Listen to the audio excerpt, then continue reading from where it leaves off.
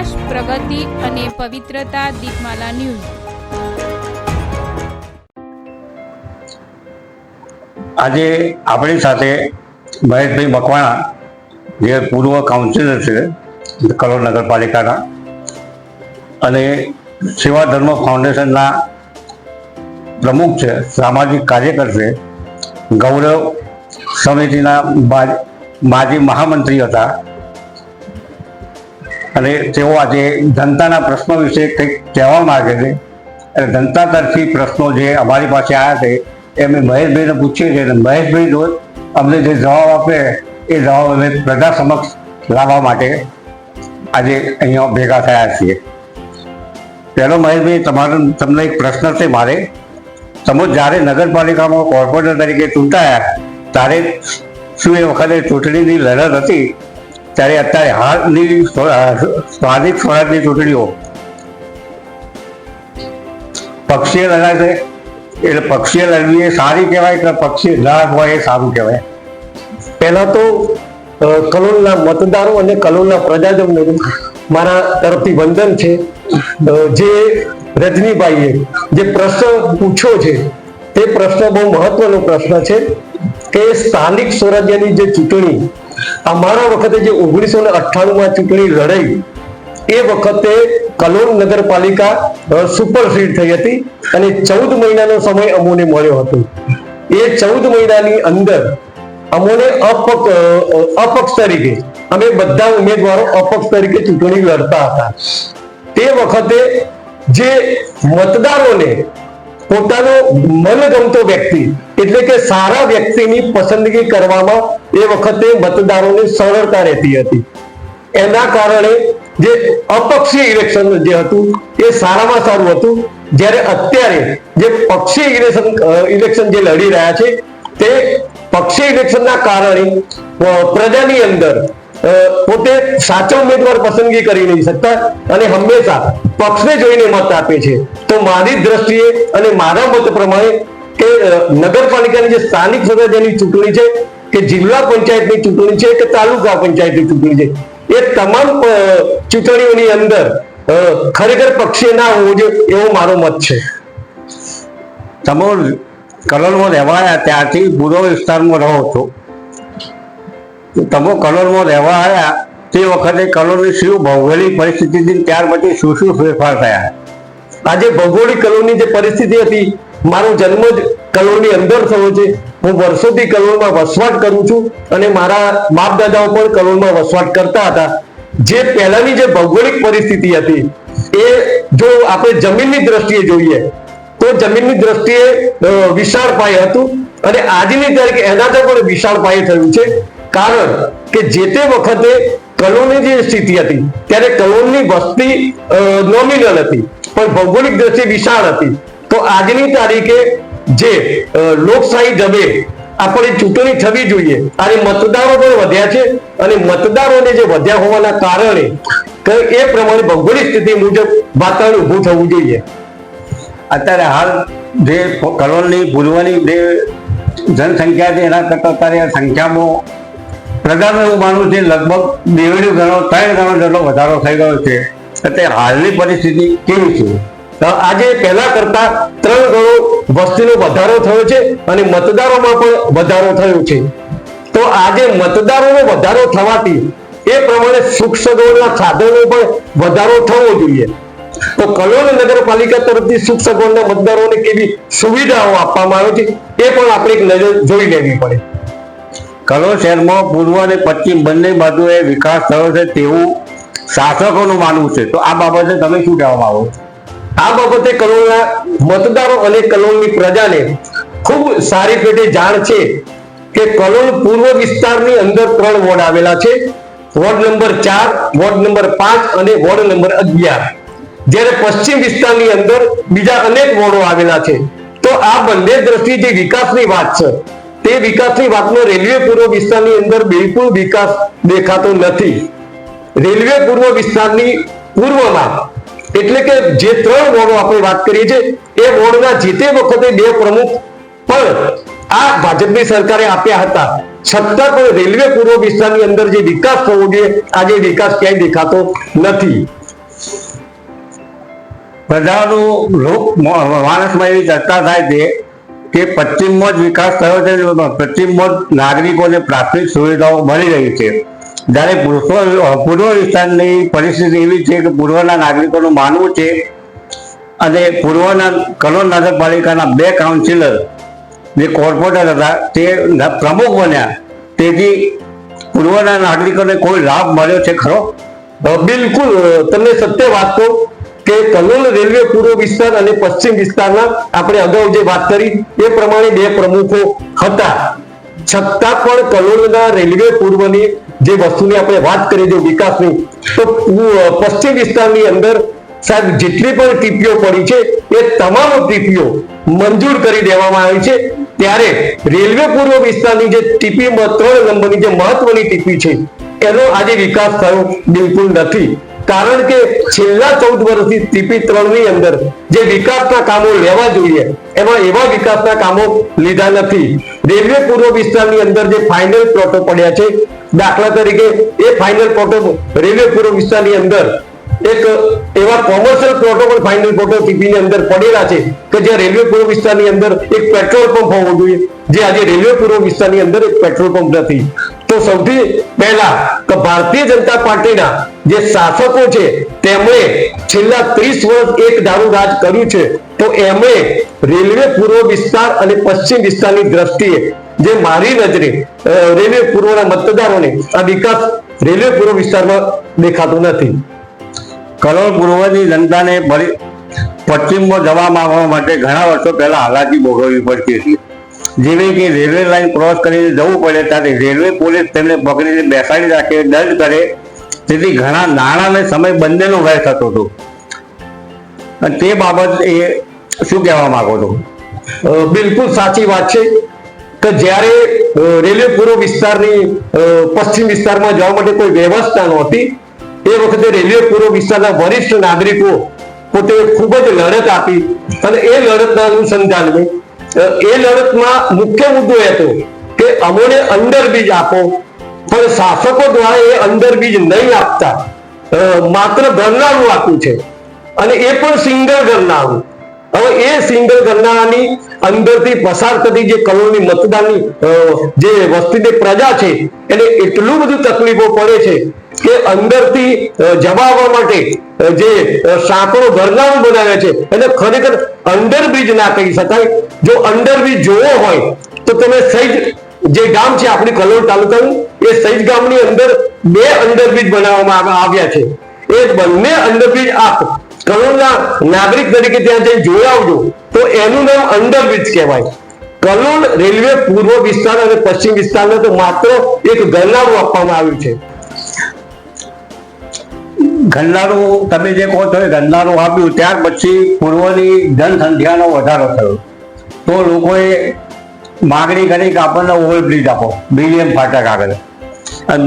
જે ફાટકે overbridge pass થયો, BM ફાટકે traffic સમસ્યાને લઈને ઓવરબ્રિજ પાસ તો થયો, પણ તેનું મુહૂર્ત ક્યારે થયું, આશરે કેટલા સમય પહેલા થયું, અને આજે આ કામ અંગે કઈ પરિસ્થિતિ હાલ કેટલા આવી લટક્યું છે? આજે બહુ મહત્વનો પ્રશ્ન કર્યો.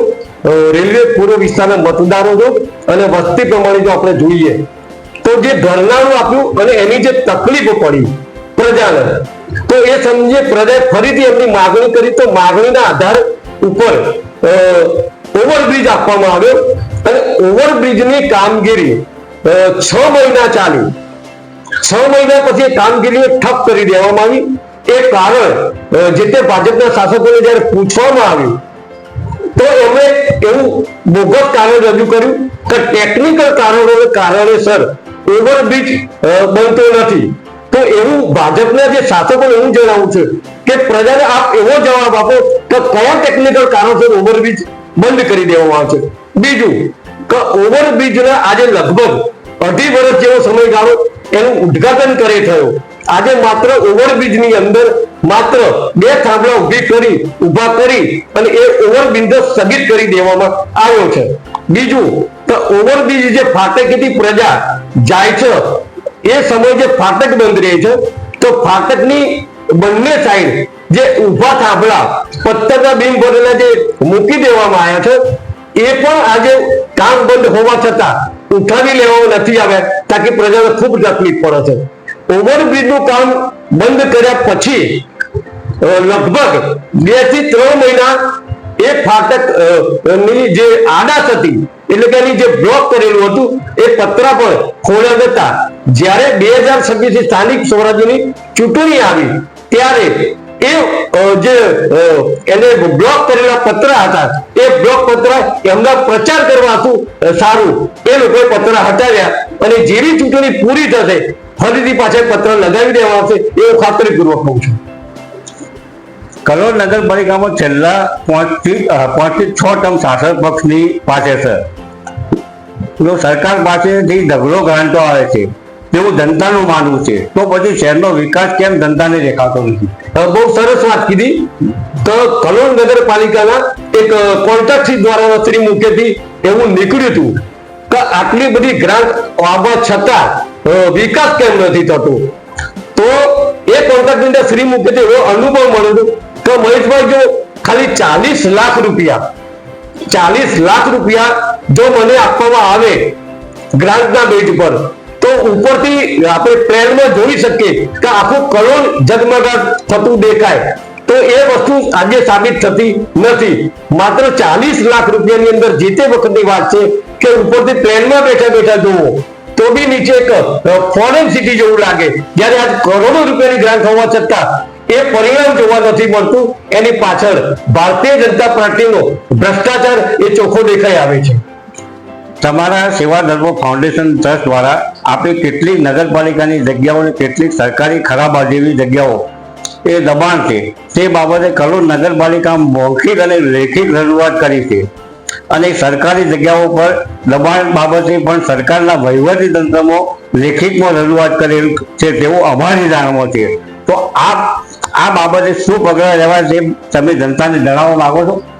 આજે 2024 ની અંદર AUDA city survey collector Shri એ જે અરજીઓ અમે કરેલી છે કે જે કલોલમાં સરકારી જે દબાણો છે એ સરકારને અમે પોતે જણાવ્યું છે કે ભાઈ આપની સરકારના ક્રીમ એરિયામાં જે પ્લોટો આપણા પડી રહ્યા છે અને ત્યાં વર્ષોથી એ દબાણો છે, ક્યાંક ને ક્યાંક કોમર્શિયલ, ક્યાંક ને ક્યાંક પાન પાર્લરો, ક્યાંક ને ક્યાંક ધોતી બજારો, ક્યાંક ને ક્યાંક સરકારી ગવર્મેન્ટના જે પ્લોટો દબાણો કરવામાં આવે છે.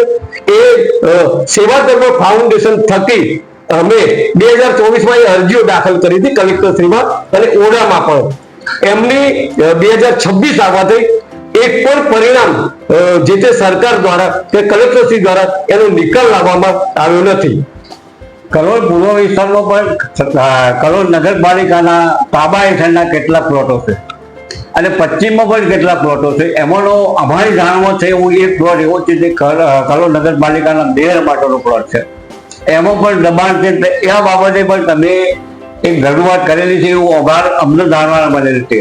તો આ બાબતે તમે શું કહેવા માંગો છો? એ બાબતે તમે મૌખિક કે લેખિત ચર્ચા કરેલી, તમારી કંઈક મિટિંગ થયેલી પ્રમુખ સ્ટેન્ડિંગ કમિટીના ચેરમેન જોડે?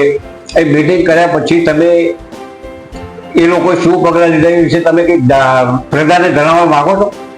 રેલવે પૂર્વ વિસ્તારની અંદર જે સરકારનો ખાનગી પ્લોટ છે તે બાબતે મેં કલોલ નગરપાલિકામાં રજૂઆત કરી હતી, અને એ રજૂઆતના અંતે જે તે વખતે ચેરમેન શ્રી દ્વારા પણ આ જાણ કરવામાં આવી હતી કે ભાઈ આપનો આ સરકારી પ્લોટ છે અથવા નગરપાલિકાનો પ્લોટ છે, તો એ પ્લોટનો કબજો આપ લઈ લો અને એ કબજાના આધારે આપ ત્યાં વિકાસના કામો કરી શકો તેવી સ્થિતિ નિર્માણ થઈ શકે છે.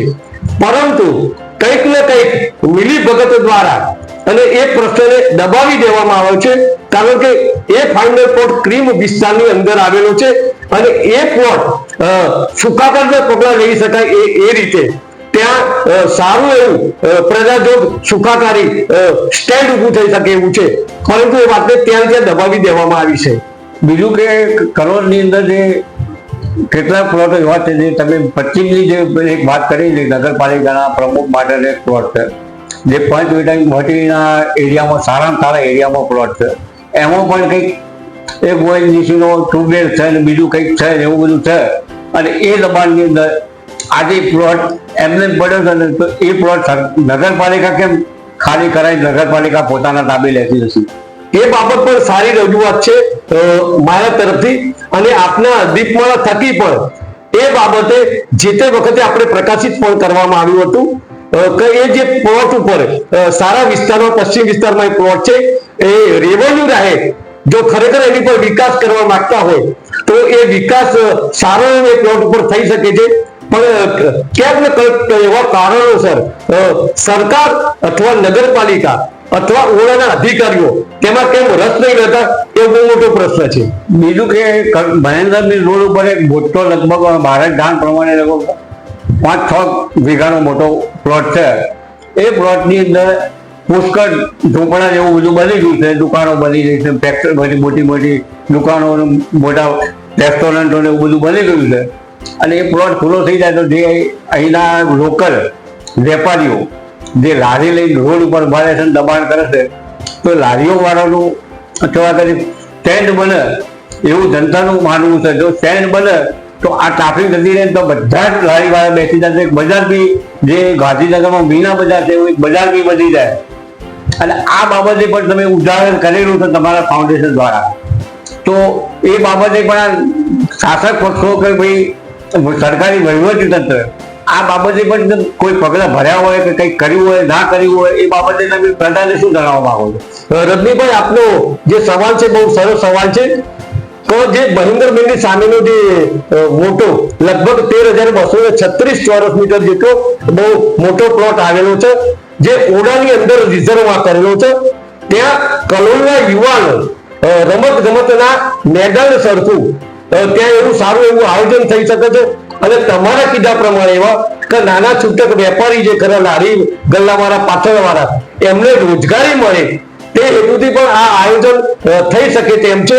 પરંતુ ઓડાની અંદર આ વિકાસના કામોને કેમ અટકાવી દેવામાં આવ્યા છે કે જ્યારે રોડ ટચમાં આવડો મોટો પ્લોટ હોય તો તમે અલગ અલગ જગ્યાએ દબાણો દૂર કરો છો, તો કલોલની જનતા પણ એવું ઈચ્છી રહી છે કે આવો 13,236 ચોરસ મીટર વાળો આવડો મોટો જો પ્લોટ હોય એ પણ સરકારનો હોય, તો સરકારે એમાં ટીપીમાં લઈ અને એને રમત ગમત માટે રિઝર્વ મૂક્યો હોય તો એ કાર્ય જલ્દીથી થાય તો કલોલનો સારો એવો વિકાસ થઈ શકે એવું મારું માનવું છે. બીજું, કલોલની જનતા એવું કહેવા માંગે છે કે જેટલી કલોલ મધ્ય એરિયા, જે કલોલ જૂનું એ કહેવાય, એ સિવાય જેટલો પશ્ચિમમાં સોસાયટીઓ અને રેસિડેન્સી વધી છે એટલી જ પૂર્વમાં વધી છે એવી પૂર્વની જનતાનું માનવું છે. તો જે પૂર્વ પશ્ચિમમાં જે કંઈ સુખાકારી નગરપાલિકાના તરફથી જે મળવી જોઈએ મદદ, એ બધી જ મળે છે. રોડ, રસ્તા, લાઇટ, બધું ગટર બધું જ મળે છે. છતાં પૂર્વ વિસ્તારમાં દર 2 વર્ષે કોલેરા ફાટી નીકળે છે. કંઈ ને કંઈ ગટર ઉભરાય, ગટરને પાણીની લાઈન થઈ ગઈ અને કોલેરા થાય. ત્યારે આપણે છેલ્લે જ્યારે કોલેરા થયો ત્યારે અમિતભાઈએ સ્પેશિયલ ગટર લાઈન નવી નાખવા માટેના કંઈક મોટી એવી સારી એવી ગ્રાન્ટ આપી હતી. તો એ ગટર લાઈન બી બની ગઈ. શું એ ગ્રાન્ટ પૂરેપૂરી વપરાઈ હોય એવું તમને લાગે છે? જનતાને એમ કહેતા કે ગ્રાન્ટ ખાઈ ગયા કે પૂરેપૂરી વપરાતી જ નથી કે, અને કઈ ગટર લાઈનનો ઠેકાણો પડ્યો નથી, લાઈટ અને કઈ પાણી લાઈનનો ઠેકાણો પડ્યો નથી. અને ફરીથી પછી આ ઉનાળો આવે ફરીથી પણ રોગચાળો કોલેરા જેવું ફાટી નીકળવાનો પૂર્વની જનતાને ભય સતાવી રહ્યો છે. આજે રેલવે પૂર્વ વિસ્તારની અંદર જે ગટર લાઈન નાખવામાં આવી છે એ સારી એવી ગ્રાન્ટ પૂરેપૂરી વપરાઈ નથી, એ બહુ સનાતન સત્ય છે. બીજું તો રોડ રસ્તાની જે બાબતો આવે છે તો BBM ફાટક થી લઈ અને બળિયા ફાટક સુધીનો જે 18 મીટરનો રોડ છે ત્યાં પણ જે હાલત તમે જુઓ તો દુષ્કળ હાલત છે. પછી મજુરાસિંહ સોસાયટી થી માંડી અને રતી સોસાયટીને જે વચ્ચેનો રોડ છે એ રોડની પણ આપ હાલત જુઓ. સ્ત્રીય સોસાયટી આપણે છે ત્યાંની વચ્ચેનો જે 12 મીટરનો જે રોડ છે એ રોડ પણ તમે જુઓ કે એ હાલત એકદમ ખરાબ છે. બીજું તો ગરગાણાથી માંડીને સિદ્ધાર્થ સોસાયટી સુધીની જે રોડની હાલત છે તે જબરજસ્ત હાલત છે.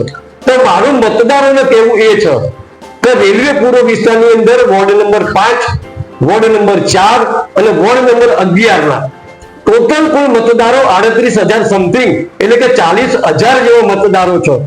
તો એ રેલવે પૂર્વ વિસ્તારનો વિકાસ કેમ નહીં?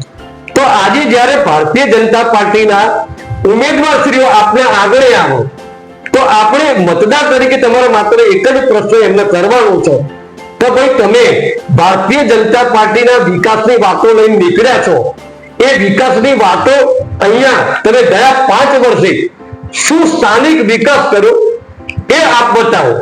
બીજું કે તમારા ભારતીય જનતા પાર્ટી દ્વારા જે ઇન્ટરનેશનલ મુદ્દાઓ છે અથવા નરેન્દ્રભાઈ મોદી સરકારે શું કર્યું એ વાતને સાઈડ છોડો, કારણ કે આ સ્થાનિક સ્વરાજ્યની ચૂંટણી છે તો તમે સ્થાનિક જે પ્રશ્નો છે, ગટર લાઈન વ્યવસ્થા અથવા જે કંઈ પણ બેઝિક પ્રશ્નો છે, અંડરબ્રિજ છે, ઓવરબ્રિજ છે, એનો તમે જવાબ માંગજો. અને ગઈ વર્ષે ભારતીય જનતા પાર્ટીની જે કલોલ નગરપાલિકાની બોડી હતી તો રેલવે પૂર્વ વિસ્તારની અંદર તમે ગત 5 વર્ષે શું વિકાસ કર્યો માત્ર એ જ પ્રશ્ન પૂછજો. ઇન્ટરનેશનલ મુદ્દાઓને જે ભટકાવવાની કોશિશ કરી રહી છે ભારતીય જનતા પાર્ટી, એ બિલકુલ તમે એના ભોળવામાં આવી ના જતા તમે સ્થાનિક પ્રશ્નો જ પૂછજો કે લાઇટ સુવિધા શું આપી, પાણીની સુવિધા શું આપી, રોડ રસ્તા શું આપ્યા, એ સ્થાનિક પ્રશ્નો, અંડરબ્રિજની હાલત શું છે, ઓવરબ્રિજની હાલત શું છે, એ તમામ બેઝિક પ્રશ્નોનો જવાબ આપ માંગજો. બીજું કે કલોલ પૂર્વ વિસ્તારમાં જેટલી સોસાયટીઓ કહેવાય એ સોસાયટીના કેટલાક મકાનો રોડ ઉપર પડે છે.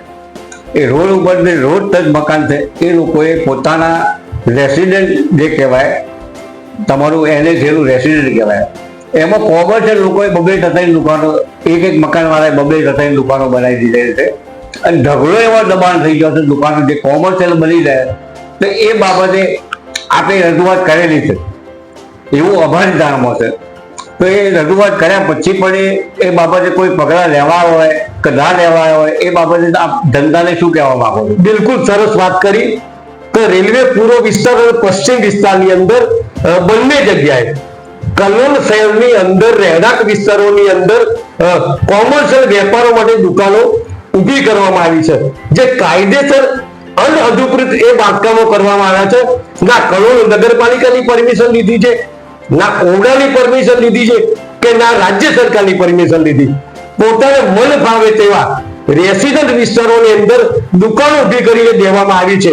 એનાથી રોડ ટચના જે વિસ્તારોની જે ટ્રાફિક સમસ્યા ઊભી થઈ છે એ બહુ મોટી વિશાળ પાયામાં થઈ છે. ત્યાંથી અવર જવર કરતા ટ્રાફિક જે અવર જવર કરતા સાધનો, અવર જવર કરતા પ્રજાને એટલી બધી તકલીફ પડે છે. કારણ કે દાખલા તરીકે તમને દાખલો આપું તો રઘુવીર ચોકડીએ આપ જોઈ લો, રઘુવીર ચોકડીની આજુબાજુ એટલી બધી કોમર્શિયલ દુકાનો સાહેબ બિનકાયદેસર ઊભી કરવામાં આવી છે કે ત્યાં એટલી મોટી ટ્રાફિક સમસ્યા થાય છે. સાંજે 4 વાગે જો સવારે જો તો એટલી બધી એ દુકાનો ખાતર એ ટ્રાફિકોની સમસ્યા થાય છે. તો હું જે તે અધિકારીઓ દ્વારા રાજ્ય સરકારો પર રજૂઆત, નગરપાલિકામાં પણ રજૂઆત કરી ચૂક્યો છું કે ભાઈ રેસિડન્ટ વિસ્તારની અંદર કોમર્શિયલ વિસ્તાર બિલકુલ ના હોવો જોઈએ અથવા કોમર્શિયલ દુકાનો અથવા ના હોવું જોઈએ. જે સુખાકારીનો પગલાં લેવા માટે જે ફાઇનલ ફોટો પડ્યા છે એની અંદર તમે રેલવે પૂર્વ વિસ્તારમાં એક સારું પેટ્રોલ પંપ આપો, એક સારો બગીચો આપો, આ જરૂરી છે. બગીચાની તમે વાત કરી, હમણાં કંઈક 5 કરોડ રૂપિયાનો બગીચો રેલવે પૂર્વમાં એક આપ્યો. અહીંની શાસક પક્ષે જનતાને ખુશ કરી દીધી કે ભાઈ જો અમારા પૂર્વમાં તમારો કોઈ બગીચો બધી આપ્યો અને શાસક પક્ષનું કહેવું એવું છે અમે 5 કરોડ રૂપિયા ખર્ચ્યા હતા બગીચો બનાવવા. અને બગીચામાં ખરેખર શું તમને એવું લાગે છે કમ્પ્લીટ આવો ખર્ચો થયો હોય અને આવો બહુ વ્યવસ્થિત બગીચો બન્યો હોય જે સરદાર બાગ છે એના લેવલમાં બન્યો હોય કંઈ એના કરતાં કંઈક વધતો ઓછો પણ કંઈક સારો બગીચો બને એવું તમને લાગે છે? મારી દ્રષ્ટિએ બિલકુલ આ વસ્તુ લગભગ 1 થી 1.25 કરોડની અંદર આ નોર્મલ બગીચો બની જવો જોઈએ. આટલી મોટી ગ્રાન્ટની ખાયકી થઈ છે એ હું સ્પષ્ટપણે માનું છું. અને એ બગીચો જેને શું કહેવાય કે નાનકડો બગીચો માત્ર ફુવારા 2-3 ગોઠવી દીધા છે, આજુબાજુ નાના છોડવાઓ રોપી દીધા છે, એની અંદર કોઈ જોઈએ એવો કોઈ પણ જાતની જે ગ્રાન્ટ ફાળવી છે એ ગ્રાન્ટમાં ક્યાંક ને ક્યાંક ખાયકી થઈ છે એ સંપૂર્ણપણે માનું છું. બીજું છેલ્લા લગભગ ઘણા સમયથી 1.5-2 વર્ષથી વોર્ડ નંબર 5 ની અંદર જે અમુક સોસાયટીઓમાં જે દુકાનો હતી એ દુકાનો બની ગઈ છે. વર્ષો પહેલા જે સિદ્ધાર્થ સોસાયટીની બહાર એક આખું મોટું શોપિંગ, જે 2 માળનું શોપિંગ બની ગયું છે. એ 2 માળનું શોપિંગ પર સિદ્ધાર્થ સોસાયટીનો પોતાનો પ્લોટ નથી, એ કંઈક બીજો રિઝર્વ પ્લોટ છે. એ બાબતમાં આપણી પાસે પૂરી જાણકારી છે અને આ બાબતે તમે બી બહુ રજૂઆતો કરેલી છે. છતાં પણ એ શોપિંગ આટલી તારી ધમધમાટ ચાલે છે અને નવી દુકાનો રોજે રોજ નવી બનતી જાય છે. છતાં પણ વહીવટી તંત્ર પગલો નથી લેતો એવું પૂર્વની જનતાનું માનવું છે. આ બાબતે તમે શું કહેવા માંગો છો? બિલકુલ સરસ, બહુ મજાનો પ્રશ્ન કર્યો છે. તો રેલવે પૂર્વ વિસ્તારની અંદર જે રઘુવીર સોસાયટીનો ફાઇનલ પ્લોટ છે, એ જે શોપિંગ કોમર્શિયલ બિનકાયદેસર ઠોકી બેસાડવામાં આવ્યું છે, એ આખું 4 માળનું શોપિંગ, એ 4 માળનું શોપિંગ જે સામેની જે સોસાયટી છે રઘુવીર સોસાયટી, દેવી કૃપા સોસાયટી, એનો ફાઇનલ પ્લોટ એ છે. એ ફાઇનલ પ્લોટની અંદર જે તે એક વ્યક્તિએ એ ખરીદી કરી અને એ ફાઇનલ પ્લોટની અંદર બોગસ બિનકાયદેસર કોમર્શિયલ બાંધકામ કરી દેવામાં આવ્યું છે. વારંવાર મારી પોતાની આગવી રજૂઆત છે કે એ જો બિનકાયદેસર શોપિંગ તમે સમગ્ર ગુજરાતની અંદર જ્યારે દબાણની વાતો કરતા હોય તો આ દબાણને મારી છેલ્લા ઘણા સમયથી અરજીઓ આપેલી છે કે ભાઈ જ્યાં પણ દબાણો છે એ દબાણો કેમ દૂર ન કરવા. એમાં સૌથી મોટું પરિણામ છે કે તમે જુઓ, એ સિદ્ધાર્થની આગળ બિનકાયદેસર શોપિંગના કારણે ત્યાં ટ્રાફિક સમસ્યા પણ પુષ્કળ થાય છે. બીજું કે ત્યાં ચાલતા વેપારો અને એ સિદ્ધાર્થ સોસાયટીની આગળનો જે ફાઇનલ પ્લોટ છે, એ ફાઇનલ પ્લોટની અંદર જે બિનકાયદેસર કોમર્શિયલ ઊભું કરવામાં આવ્યું છે, એની પાછળ જે તે વેપારીઓનો પણ જવાબો લેવાની જરૂર છે. અને ઓડાને હું પોતે ખૂબ રજૂઆત કરી છે કે તેના વેપારીઓનો જવાબ લો અને આ બિનકાયદેસર જે શોપિંગ છે એ સત્વરે તોડી પાડી અને ખુલ્લો પ્લોટ કરવો, એવી મારી પોતાની ઉગ્ર રજૂઆત છે. શોપિંગમાં તો એમને દુકાનો બનાવી છે, પછી એમને 10-15 ફૂટના પતરાના શેડ બનાવી દીધા. એ દબાણ કરે છે, દબાણ પણ આજની તારીખમાં કોઈ હટાવતું નથી. એ પણ બાબતે આપણે રજૂઆત જે તે ડિપાર્ટમેન્ટમાં કરેલી છે કે ટ્રાફિક સમસ્યા ત્યાં ખૂબ થાય છે, કારણ કે ત્યાં નજીક સ્કૂલો આવેલી છે. એ સ્કૂલોના કારણે ત્યાં ટ્રાફિક ખૂબ જ રહે છે. અને રેલવે પૂર્વ વિસ્તારની જે આરસોડિયામાં આવેલી 7 સોસાયટી અને આરસોડિયા ગામ, ત્યાંની પ્રજા ત્યાંથી જ નીકળે છે રેલવે પશ્ચિમ વિસ્તારમાં જવા માટે. તો એ રોડ કોમર્શિયલ હેતુ સારું જે બિનકાયદેસર શોપિંગ બનાવવામાં આવ્યું છે, એ શોપિંગના કારણે ખૂબ જ તકલીફ પડે છે. સાથે સાથે એ ફાઇનલ પ્લોટ સિવાય બીજી 5-7 જે દુકાનો અથવા રહેણાંક છે એ પણ બિનકાયદેસર બનેલા છે. એ પણ જો સત્વરે દૂર થાય તો ત્યાં ટ્રાફિક સમસ્યા ખૂબ ઓછી થાય એવી છે. બીજું કે કરોડ પૂર્વની પ્રજા એવું ઈચ્છી છે કે અંડરબ્રિજ ઇન અને આઉટ 2 હોવા જોઈએ. અને અમને કેટલાક જાણકાર વર્તુળો પાસેથી એવું જાણવા મળ્યું છે કે ભાઈ બીજો સાઈડમાં ઓવરબ્રિજ અંડરબ્રિજ બને છે અને એ બને છે તો એ બાબતે કેટલાક કામ આવ્યું અને કદાચ ગપ ઘોડા બી હોઈ શકે, કારણ કે આ ચૂંટણીઓ જીતવા માટે આવેલા ગપ ઘોડાઓ ચાલતા હોય છે. તો ગપ ઘોડો છે કે ખરેખર કંઈક રજૂઆત થઈ છે, કંઈક થવાનું છે. જે તે બાબતો આજે વાત સારી છે તો પૂર્વના વરિષ્ઠ નાગરિકો દ્વારા આ માંગણી કરવામાં આવી છે અને જે તે વખતના કોર્પોરેટરશ્રીઓ, આગેવાનશ્રીઓએ પણ આ રજૂઆત ખૂબ કરી છે કે ભાઈ જે સિંગલ નાળું છે એને બીજું નાળું જવા આવવા માટેની જે વ્યવસ્થા માટે આપો. એ માત્ર આપણા મતદારો, આપણી પ્રજા અને આપણા આગેવાનોએ આ રજૂઆત કરેલી છે. એ પણ જે એની બાબતમાં એનો જે જવાબ સરકારશ્રીમાં કોઈ પણ નથી કે પ્રજા જે નગરપાલિકા તરફથી અથવા ઓડા તરફથી અથવા રેલવે ડિપાર્ટમેન્ટ તરફથી આવી કોઈ સરકારશ્રી તરફથી રજૂઆત મળી નથી, એવું મારું માનવું છે. બીજું કે જે BVM ફાટક આગળ ઓવરબ્રિજ બન્યો એનું જ્યારે ત્યારે ખાતમુહૂર્ત થયું એ વખતે પૂર્વની જનતાએ અને કેટલાક તમારા જેવા સેવા ધર્મ ફાઉન્ડેશન જેવા બીજા કંઈક ટ્રસ્ટો ચાલે એના દ્વારા પશ્ચિમમાંથી પૂર્વમાં જતો ઓવરબ્રિજ થતો આગળ એક ટ્રી મૂકવા માટેની રજૂઆત કરી હતી. એટલે એ ટ્રી મૂકીને ટ્રી મંજૂર કરી દીધું હોય તો પૂર્વની જનતાને ઘણો મોટો ફાયદો થયો હતો. પણ અમને કેટલાક કોર્પોરેટર દ્વારાથી જાણવા મળ્યું છે કઈ રજૂઆત કરવા થતો કે ભાઈ હવે કશું ના થાય અને આ ટીવી બની શકે એમ નથી એમ કરી ના મંજૂર કરી, તો આ બાબતે તમારું કેવું શું છે? આ બહુ સરસ રજૂઆત હતી આપની અને પ્રશ્ન બહુ મહત્વનો છે રેલવે પૂર્વ વિસ્તાર માટે. તો જે તે વખતે વરિષ્ઠ નાગરિકો દ્વારા આ બાબતે માંગણી કરવામાં આવી હતી, જેમાં સ્ત્રીય સોસાયટીના આગેવાનશ્રીઓએ આ બાબતે ખૂબ સારી રજૂઆત કરી હતી કે ભાઈ જે ઓવરબ્રિજ બની રહ્યો છે એ ઓવરબ્રિજનો એક ટી આપવાથી જે ટ્રાફિક સમસ્યા છે, દાખલા તરીકે જે ઓવરબ્રિજ બની રહ્યો છે એ ઓવરબ્રિજ ભવિષ્યમાં 5 વર્ષે 10 વર્ષે બનશે તો એનો જે છેડો છે એ છેક મજુરાસિંહ સોસાયટીના પાછળના વિસ્તારમાં એનો છેડો ઉતરે છે. તો આ બાજુની જે રેલવે પૂર્વ વિસ્તારની જે પ્રજા છે એના માટે ટીની માંગણી કરવામાં આવી હતી કે ભાઈ પ્રજાને સુખાકારી જે પગલાં લેવા જોઈએ તો દરેક પ્રજાને એ સુખાકારી પગલાંના હિસાબે એમને સગવડો મળી રહે. તો એ ટીની જે માંગણી કરવામાં આવી હતી એ પણ માંગણી સ્વીકાર કરવામાં નથી આવી ભારતીય જનતા પાર્ટીની સરકારમાં. મહેશભાઈ, તમારો ખૂબ ખૂબ આભાર. તમે એક સારો તમારો કિંમતી સમય આપ્યો અને દીપમાલાને એક લોકો સુધી તમારા પ્રશ્નોનો જવાબ સાંભળવા મળ્યા. લોકો આ તમારા જવાબથી ખુશ થશે. જય હિન્દ. આપનો પણ આભાર કે પ્રજા થકી જે પ્રશ્નો દીપમાલા દ્વારા જે વાચા આપવામાં આવી છે એ બદલ પણ પ્રજા તરફથી આપનો ખૂબ ખૂબ આભાર પ્રગટ કર્યો.